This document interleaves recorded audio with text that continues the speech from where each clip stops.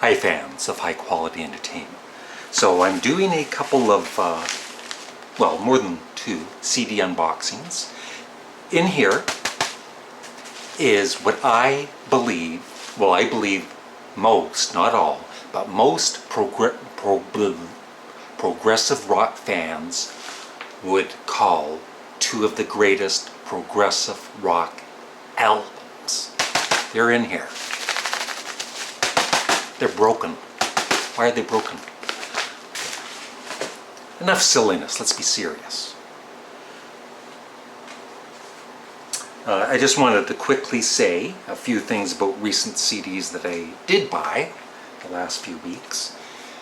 Van Morrison, Astral Weeks, I'm still listening to quite a lot. When I am listening to it, I think sometimes, this is the greatest album of all time. But, you know, and then I listen to, yes, Magnification. And I kind of think the same thing. And sometimes I think this is the best Yes album. And it was the last one that John Anderson ever recorded with Yes. So for me, I feel it's the final Yes album, and it is a superb one. So I love these 2 albums. Now this is a big one. It's concerning a member of a band called the Beatles.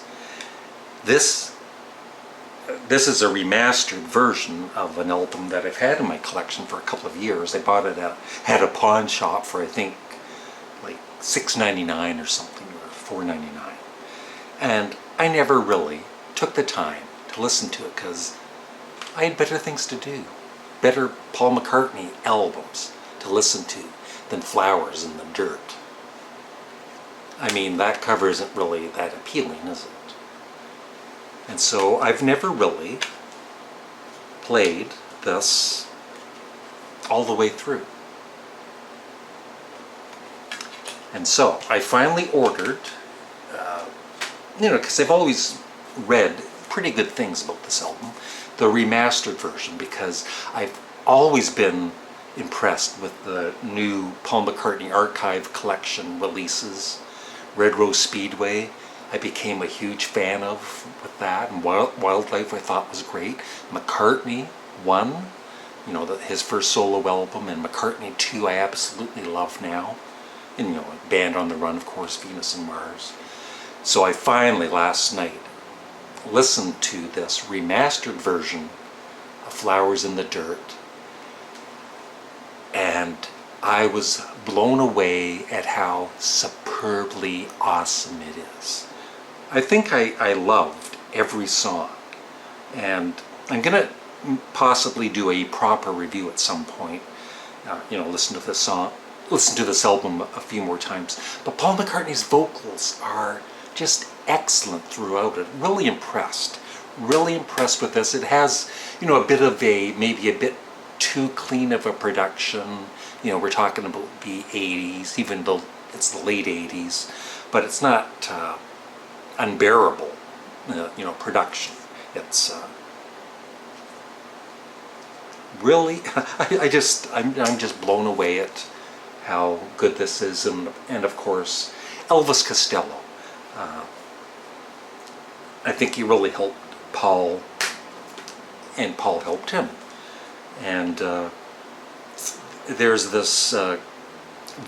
videos on YouTube, the concert for Linda after Linda McCartney passed away, and Elvis Costello sings one of the songs on this that he co-wrote with Paul called That Day Is Done, which just amazing performances. So check those out on YouTube, especially the end of That Day Is Done.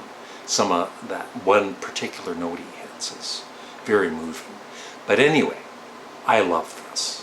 Someday I'll have to reevaluate all of his albums and rank them again. So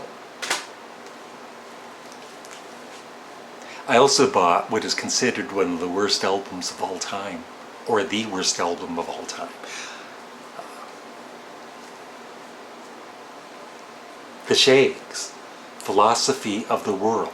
And I already listened to it, I already had this plastic off, but I kept the sticker. Always keep the sticker. And apologies for the noise, it's my air conditioner. So this sticker says, "It's safe to say that Philosophy of the World is one of the most polarizing LPs of any era or genre. Recorded in 1969 by the Wiggin sisters, the album is unequivocally unique collection of garage rock, charming and discordant in equal measures.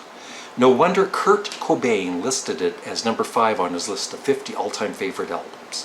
With original copies fetching thousands of dollars, here's your chance to own what may arguably be the quintessential private press LP.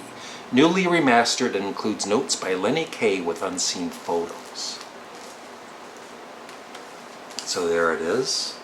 And I did have this on CD before. I might have even actually had this one. And in a giveaway contest, I gave it to a friend of mine because I knew he'd appreciate it. But I actually, seriously, the first time you hear this, your mouth will drop to the floor and you will say, "Oh my God, that is so horrible. I thought Metallica's Saint Anger was bad." And the drumming can't keep, nothing's really in tune.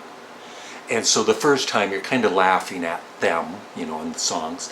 But after, a second or third listen, it becomes kind of sweet and so innocent, and you actually start to, in a crazy way, enjoy the album. I actually do. And I know others do too, because it's just so unique and bizarre. It's like they're in their own world, just like I am right now. And this is there's a very good short documentary on the Sheiks on YouTube. So just type in the Sheiks documentary, and so yeah. And their father, the story about their father, who this is really his whole idea. To get them into a recording studio, and they couldn't really play their instruments that well. It's just not the musicianship of, say, a band like King Crimson or Yes. But for entertainment and for just, something lighthearted and actually kind of fun, like I said, once you get used to it. And Frank Zappa, when he heard it, he said, "Better than the Beatles." I don't know about that. These are both remastered by someone named Steven Wilson. And one of them is the Yes album. Comes with a Blu-ray, 5.1.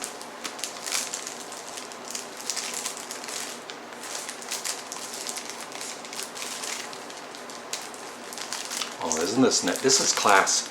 This is how how loose it is, and really nice. It's like a plastic cover for a CD.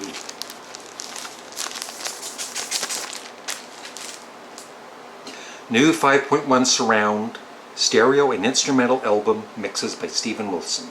Original stereo master, alternate album, single edits, live tracks, and original vinyl transfer. All music presented in high-resolution sound.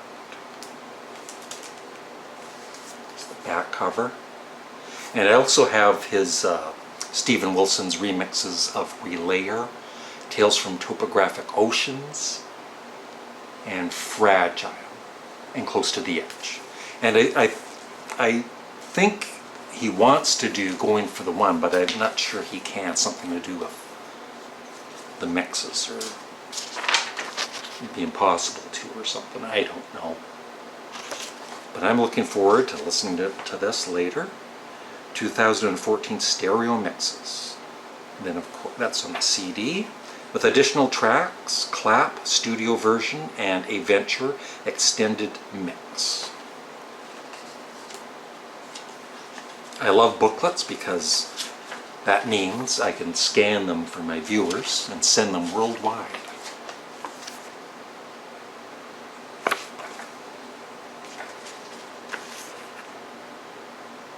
Are you wondering what the other progressive rock album is? So am I. But this is a great... The first few Yes albums up to Tornado, I think, are all excellent. Yes, even Tornado. And it'd be really difficult to rank them. But someday I will.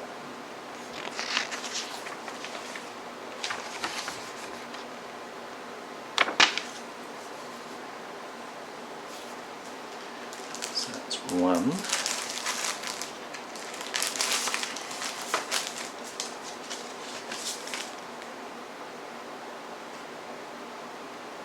That's the CD.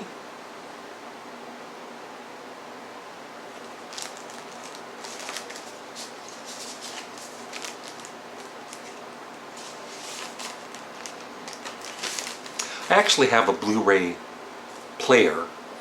I just spit. I actually have a Blu-ray player on my computer, but it stopped working like 2 or 3 years ago. I just never bothered to have it fixed.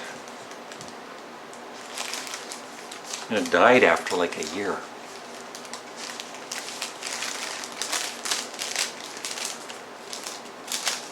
So this kind of cover, I'm gonna keep it in this plastic. After all that, the booklet's still out. That's because I have to scan. That's why. Now here it is. That's right, King Crimson in the court of the Crimson King. The court of the Crimson King. I used to think it was in the court. It is in the court. I need glasses. And I've always loved that album cover. It might possibly be even the greatest album cover of all time. Or one of them. Now this one just has the regular plastic. So I'm just gonna I'm not keeping it. So there it is. And yes, it's true. Spotify will have, I guess, all of the King Crimson albums on their site in the next 2 or 3 days. Comes with a nice booklet.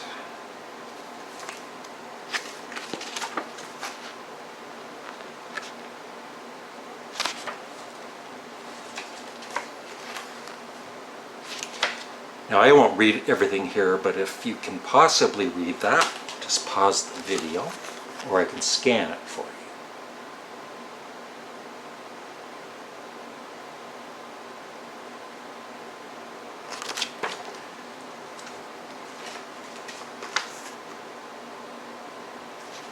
Nice write-up. The inner sleeve, of course. I don't think I ever had it on vinyl, just on CD. But definitely when Steven Wilson remixes an album, have I been saying remaster? When he remixes these albums, he does an incredible job.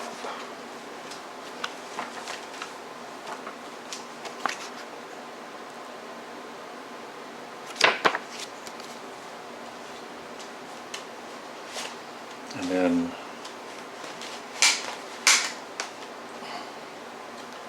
CD. That'd be a good thumbnail.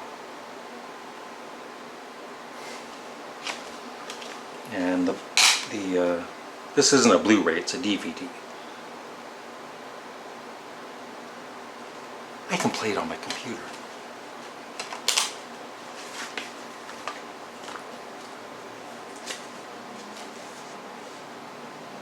So CD1 has the 2009 stereo mix and bonus tracks, Moonchild full version, I Talk to the Wind duo version, I Talk the Wind alternate mix, and Epitaph backing track, and Wind session. Extracts from the session that produced the distinctive intro to 21st Century Schizoid Man. And then the DVD contains like 5.1 surround sound, lossless, and DTS, whatever that is.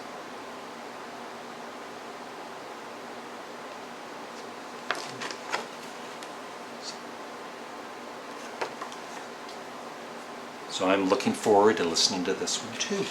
And I think that's about it. I've done enough rambling.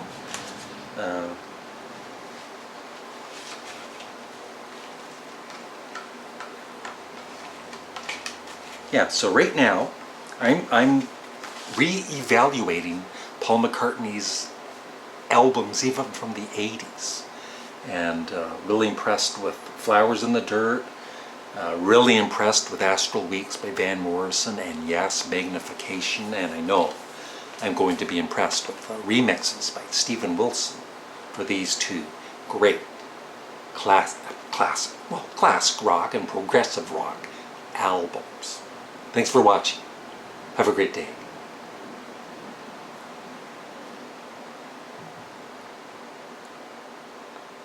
Boy.